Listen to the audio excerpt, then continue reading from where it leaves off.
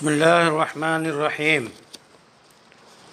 حرم میں اس باوقار پرشکوہ مقام میں اللہ کے معزز گھر کی زیارت کی توفیق آپ کو مل رہی ہے۔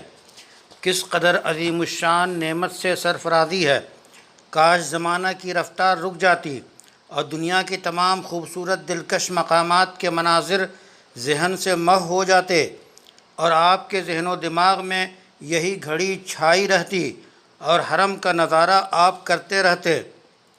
حرم میں جب اس پاکیزہ مقام پر یا حاجیوں اور عمرہ کرنے والوں کے قدم پڑتے ہیں تو اس لمحے میں یکے بعد دیگرے کتنی کیفیات و احساسات کا گزر ہوتا ہے، ان کو الفاظ کا جامہ پہنانا مشکل ہے۔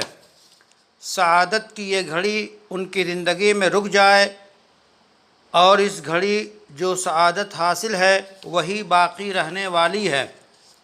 حرم میں انسان حقیقی اطمینان و سکون پاتا ہے اور ربانی احساس و کیفیات سے ہمکنار ہوتا ہے۔ یہاں آ کر مومن کے ذہن میں ایمانی مناظر کے صفحات کھلنے لگتے ہیں۔ وحی کا آغاز، بعثت کی ابتدا، پہلی اسلامی ریاست سازی کے لیے صحابہ کرام رضوان اللہ علیہم اجمعین کی بے شمار قربانیاں۔ حرم میں یہاں آ کر انسان دنیا بھر کے غم بھول جاتا ہے۔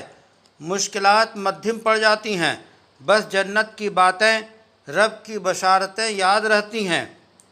حرم میں یہاں سجدے کا ذائقہ ہی الگ ہے، رکوع کا مزہ ہی مختلف ہے، نماز میں امام کا قرآن پڑھنا اور غور سے سننے کی حلاوت ہی نرالی ہے۔